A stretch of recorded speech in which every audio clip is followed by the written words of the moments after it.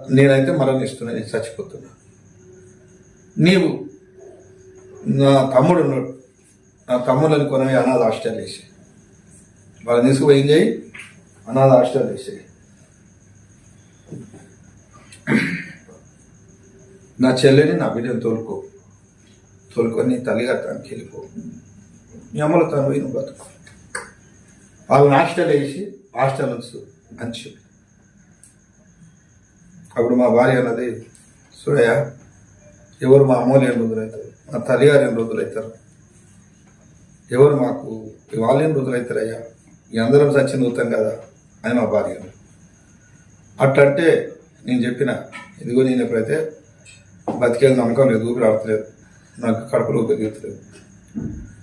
ఒకవేళ నేను తెల్లార వరకల్లా బతికితే, తెల్లార వరకల్లా నేను ఇట్లే బతికితే, ఇట్లే పొద్దున్నే లేచి ఇట్లే అందరం కలిసి మా ఊరికి వెళ్ళిపోతే అక్కడ పాడుబడ్డ ఇల్లు ఉంది, ఆ మనిషి మీద అంతకుముందు మా భూమి కూడా అమ్మేసుకున్నాం, అప్పల బాధ కొంచెం మేగలేక కొంత ఉంటే ఇక్కడ కొంచెం జాగ కొని పెట్టి ఇక్కడ హైదరాబాద్లో ఆడ జాగ పొలం అయితే లేదు, ఒక ఇల్లు జాగ అయితే పాడుపడిపోయింది. ఇక మళ్ళీ మన పుట్టినూరికి మా ఊరికి వెళ్ళిపోదాం, మరికెళ్ళకి వెళ్ళిపోయి మా ఊరు తంగడిపల్లి అక్కడ పోయేటప్పుడు ఒకవేళ నేను బతికితే ఈరోజు ఇట్లా తెల్లవారికి ఇట్లా ఊపిరి ఆడుకుని ఇట్లా తండాడుకుంటుంటే పోయేటప్పుడు అక్కడ నవపేట ఉంటుంది, అక్కడ పెద్ద షాపులు ఉంటాయి, అక్కడ కొంచెం మందు తీసుకుని ఆ ఇంట్లో మా అమ్మ ఇంటి దాకా చచ్చిపోయింది కదా, మాకు అదే మా అమ్మ అదే మార్గం మాకు చూపించిపోయిందేమో, ఇక అదే తీసుకొని ఆడికి వెళ్ళిపోయి ఆ పాడువాడి ఇల్లు మంచిగా తీసుకొని ఆ ఇంట్లో ఉందాం. ఆ రోజు రాత్రి అందరం కలిసి వాళ్ళందరం కలిసి ఆ మందు తీసుకొని తలా ఇంత తాగి కళ్ళు మొత్తం ఇక చచ్చిపోయినాక ఏమన్నా తీసుకో, వాళ్ళు పోషమాప చేస్తారో కొనగా సమాధి చేస్తారో ఏం చేస్తారో ఇక అది మనకు తెలియదు. అరే వీళ్ళ తల్లి మందు తాగి సచ్చింది, వీళ్ళు కూడా ఇదే తాగి సచ్చిందని అందరూ అనుకోవచ్చు. అనుకున్నా సరే మా అమ్మ పోయిన మార్గంలో మనం వెళ్ళిపోదాం. కానీ నేను బతికితే ఒకవేళ, కానీ ఊపిరైతే ఆడతలేదు నాకు, ఇక నాకైతే నేను బతికేది నమ్మకం లేదని నేను అంటుండా. ఇదేం బాధ మనకు, ఏం గోస్తా, ఎవరికి చెప్పుకోవాలి, ఇది మనకే వచ్చిన నా భార్య అక్కడ ఏడుస్తున్నది. నేను 2 కాళ్ళు ఇట్లా దాపుకున్నా, ఊపిరి ఆడక ఇట్లా గోడకు ఇట్లా ఒరిగి, అంటే గోడ మీదకి వెళ్ళి కట్టెలు దాకా గుడిసేసుకున్నా, ఒరిగి నేను కూర్చున్నా. మరి అంతకుముందు కూడా మా తమ్ముడు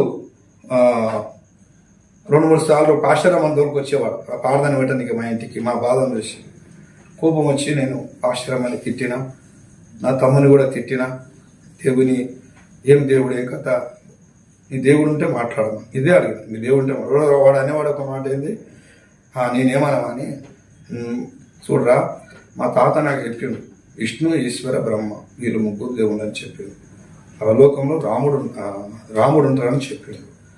ఈయన ఇక్కడ పేరు రా, ఈయన ఏ దేవుడు, ఈయన అడ్రస్ ఏంది, ఈయన మా అడ్రస్ ఎక్కడ, ఈయన పేరే తెలియదు, ఈయన పేరేంది, అంకితమేంది ఈయనది లేదురా అని మా తమ్ముని 8 సార్లు తిట్టి వాడిని హింసించి దూషించిన. ఒకసారి కూడా 3 సార్లు కూడా కొట్టిన కూడా ఈ పరిస్థితిని బట్టి. కానీ నా జీవితం ఏంటంటే, నేను యేసుప్రభు అంటే ఈయన ఏందో నాకు తెలియదు, ఈయన చరిత్ర ఏంది, ఈయన ఏంది అన్నట్టు ఒక మనిషిలాగా సింపుల్గా ఇయ్యాలంతే, ఈయన ఏంది పరిస్థితి అని ఇలాగ నేను అనుకునేవాడిని అన్నట్టు. కానీ ఈయన నిజమైన దేవుడు అని నాకు తెలియదు. అంతకుముందు కూడా వాడిని కొట్టి వాడిని తిట్టితే ఆ మంత్రాలు చదవడానికి వాడిని దూరం అనుకుంటున్న వాడు కూడా నాకు మా దగ్గర అనుకుంటలేడు. ఆ రోజు రాత్రి మేము ఈ పరిస్థితి అయింది,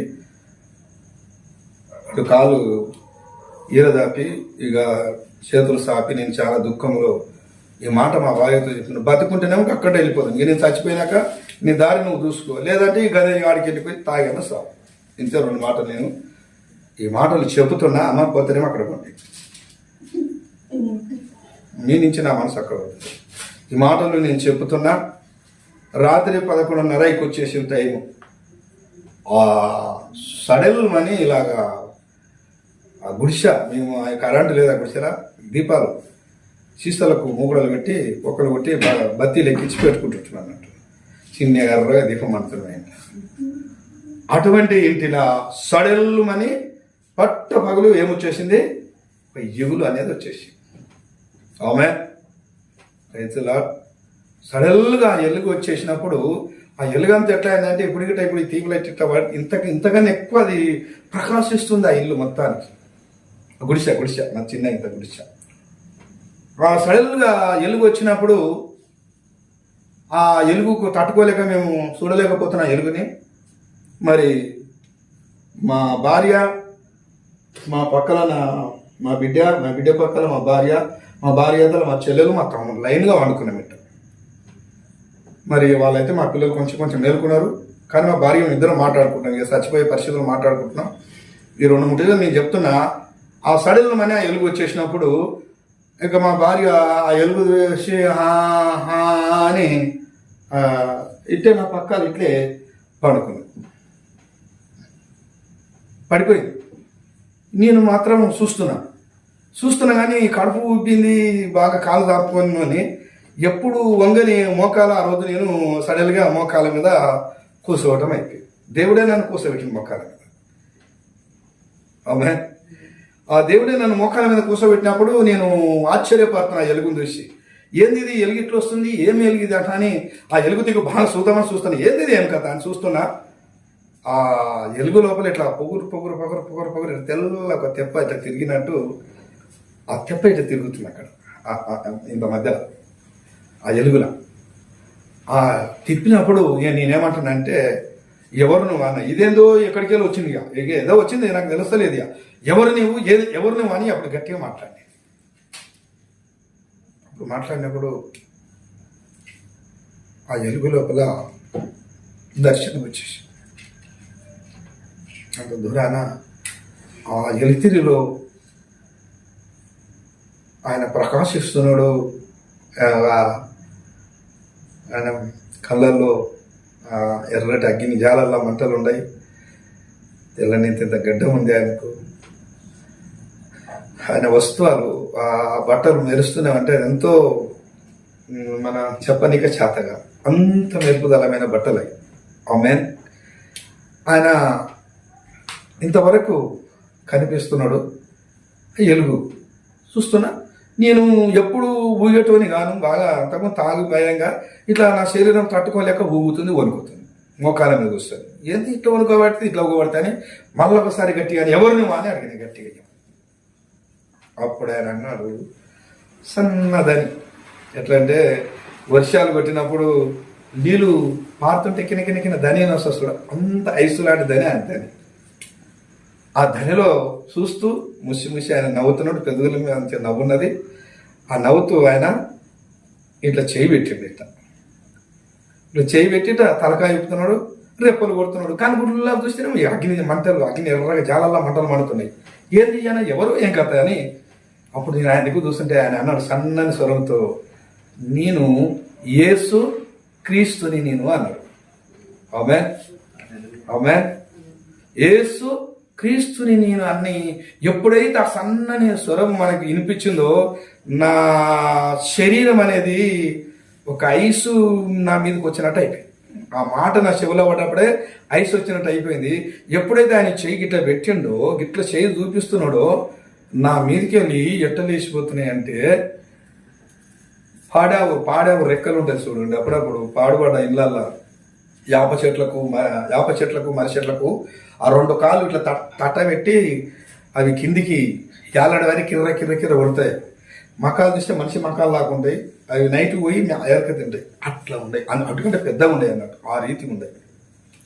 ఆయన చెయ్యి ఎప్పుడైతే ఇట్లా పెట్టి నేను యేసు క్రీస్తునని చెప్పి చెయ్యి ఎప్పుడైతే ఇట్లా పెట్టిందో, అవి ఒక్కొక్కటి నా మీదకి వెళ్ళి నన్ను ఇట్లా భక్కుమని ఇట్లా ముందరికి ఇట్లా దొక్కుతున్నాయి, ఇట్లా లేచి వెళ్ళిపోతున్నాయి.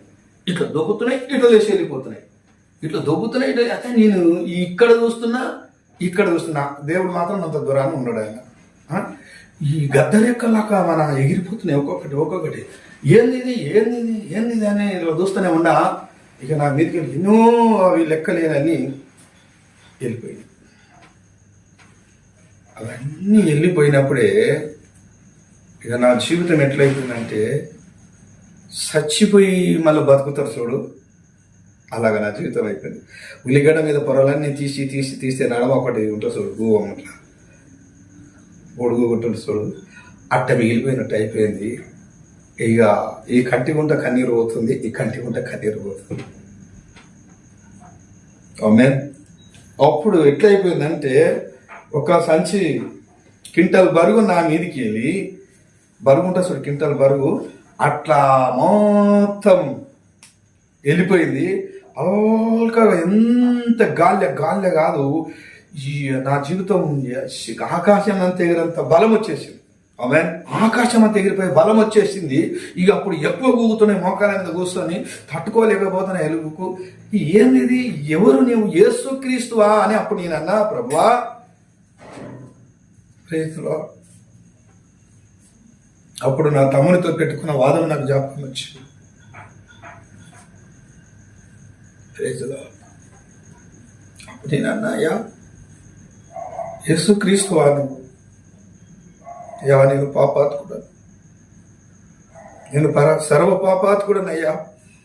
నేను దూషించిన వాని, నేను ఏలను చేసిన వాని, నీ సేవకులు వస్తే కూడా తిట్టిన వాళ్ళని ఎలివేసి ప్రార్థన పెట్టకుండా, వాళ్ళు ప్రార్థన పెడితే అసలు నేను గుడమ పాకెట్లు తెచ్చుకొని వాళ్ళు ప్రార్థన గుంపులు పోయి కూర్చొని వాళ్ళ ముందర పాకెట్లు తాగకుండా, పాడండి మీ పాటలు ఏందో, చూడండి మీ దేవుడు ఏడుండు అని ఇంత భయంకరంగా నేను దూషించిన పాపాత్కుని ప్రభువా, నీవు రావటం మీదయ్యా నేను ఏడుస్తూ ఉన్నప్పుడు నేను పాపిన ప్రభువా, నేను ఎప్పుడైతే ఒప్పుకొని ఏడ్చినో అంత దూరాన ఉన్న ఆ ప్రభువు ఇంత దూరాన కుడి ప్రవేశానికి వచ్చిందండి.